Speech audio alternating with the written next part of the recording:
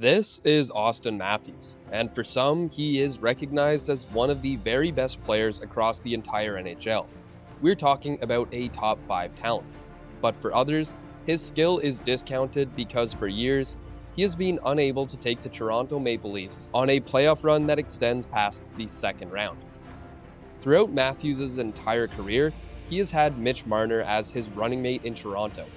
Marner, like Matthews, is one of the very best players at his position in the NHL, but now he's going to be one of the NHL's best wingers out west as a member of the Las Vegas Golden Knights. Now, this season will mark the 10th in the careers of Mitch Marner and Austin Matthews. And one thing to point out is that for years, it was often Mitch Marner who was the Maple Leafs scapegoat for their lack of success in the NHL postseason. The title of this video, when you're the NHL's most criticized superstar, would have applied to Marner. But now, in a less media-intensive market like Vegas, that title will likely be forfeited by Marner and thereby passed on to Matthews. So now, Austin Matthews will bear the burden a little more in Toronto. And until the Leafs go on a deep playoff run, he will likely be known as the most criticized superstar in the NHL. But the real question is, should he be?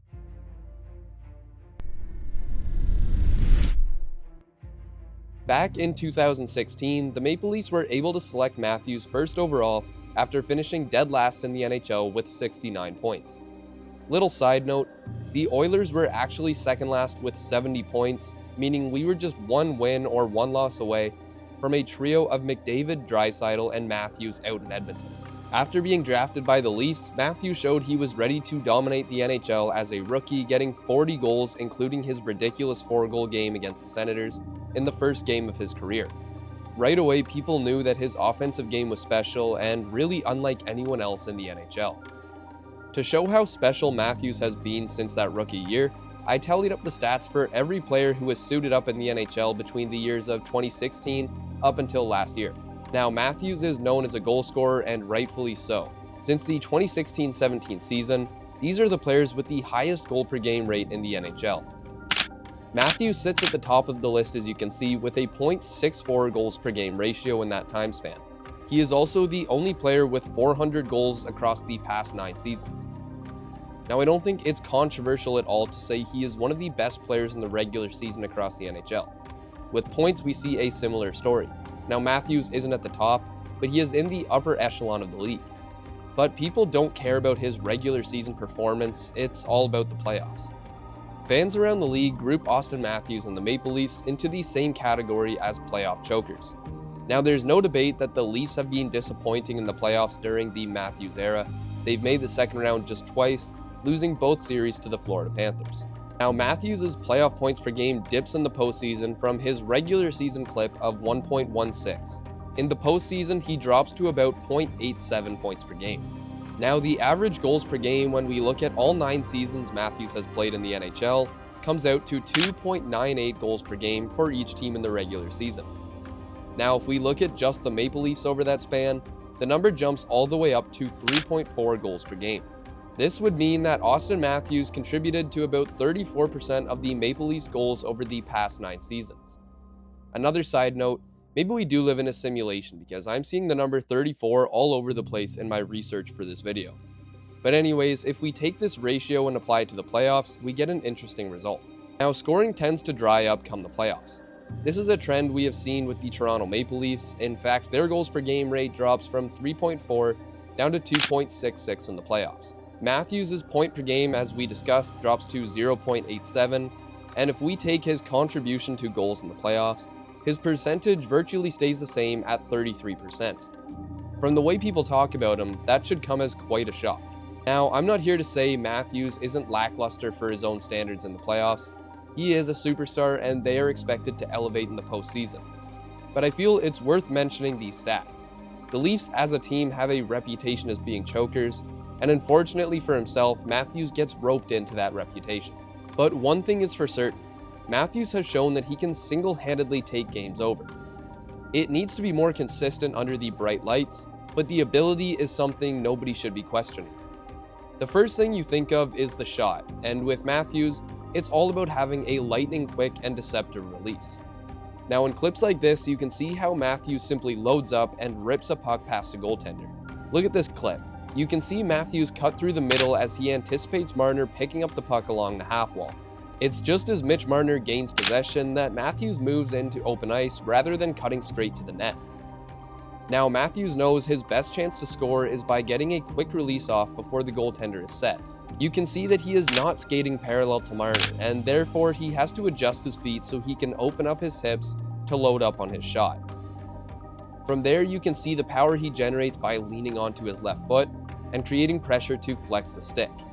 And finally, the goalie stands no chance. The ability to open yourself up to get shots off from unorthodox positions is what makes elite goal scorers at the top level. Whereas some players may need to take a second to calm the puck down and reset their body, Matthews is able to take a pass and release a lightning quick shot in one smooth movement. It doesn't allow goaltenders to read the play or have time to set up, especially when the play is going from east to west or vice versa. The now infamous toe drag release may be most famously used by Connor Bedard, but Auston Matthews uses it just as effectively every game. It's another small detail to his game that makes him such a game changer.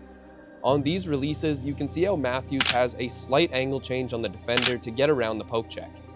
Now this puck can move anywhere from a couple of inches to nearly a foot, and it's easy to see this angle change up against a defender's stick, but it also applies to the goaltender who is trying to square up to the puck. Originally, a shot could be coming from here, then all of a sudden, it's coming from here in a matter of milliseconds. And once this puck is pulled across and into his feet, Matthews can once again create leverage on that bottom hand to flex a stick, and create a whip that launches pucks at extremely high velocities without sacrificing his accuracy. You can see on how many of these shots, Matthews treats his release movement similarly to a lunge, where his front foot will be aiming towards the shooting location. Through this movement, he transfers the energy from his back foot through his hips and onto his front foot to create the maximum power. Now, it's one thing to have the shot mechanics working on the level of Matthews, but another reason he can beat goaltenders effortlessly is because of his strength. Matthews may not play the most physical brand of hockey, but he is one of the strongest players on his stick in the NHL. At 6'3" and 217 pounds, he is a brick wall on the ice, especially considering his balance is among the best in the NHL. We're going all the way back to Matthews' first career game and second career goal. Now, this goal might encapsulate his career better than any other. The play starts with Matthews winning a 50-50 battle against Mark Stone, who may be the very best in the league at those battles. Then he shows off his soft hands walking around Mike Hoffman before trying to dump and chase. The puck is then picked up by Erik Karlsson on the half wall, and Matthews picks his pocket with a great stick lift, something he is very underratedly skilled at. From there, he shows that deception with his scoring by looking off his lane to the net before firing a quick snapshot from an unorthodox shooting position with both feet side by side along the ice and between the pads of the goaltender. From start to finish, it's everything that Matthews does at an elite level in the NHL. At this point in his career, Matthews is a Selke level player. Now, it's going to be difficult for him to ever win one with Barkov in the league, but that doesn't change the fact that he is elite defensively. And it's everything that makes him elite at offense that also helps him in his own zone. Now, what I mean specifically is his brain and strength. The strength allows him to win battles in the prime scoring areas, and it's his strength on his stick that allows him to pickpocket other players or intercept passing lanes. Now we will have to see how Matthews transforms in this new era of Maple Leafs hockey. The first year without another superstar on the wing in Mitch Marner. Now the Maple Leafs still have William Nylander and Matthew Knies on the wings, but Marner had that special playmaking ability that was unrivaled on the team. So while his regular season numbers may take a hit, in reality nobody will give a crap if it means the Leafs can achieve some more team success. But these next few years with Matthews as the captain and Marner gone will be crucial in determining what his legacy is as a Toronto Maple Leaf. As things stand right now, he could very well go down as the best Maple Leaf of all time when it is all said and done. But to do that, he needs to achieve some winning success in the playoffs. As Mitch Marner once said, the Leafs are treated like gods in the city of Toronto. And one way to truly be treated like nobody else in Canada is to win a Stanley Cup in the city of Toronto.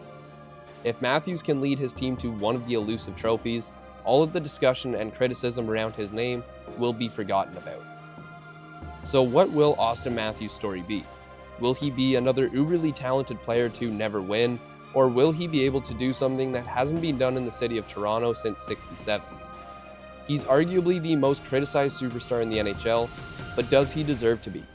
I'm not here to answer those questions, I'll leave it up to you. So, who is Auston Matthews, what is his legacy, and is the criticism warranted? If you enjoyed this video, I'd really appreciate it if you left it a like and subscribe to the channel.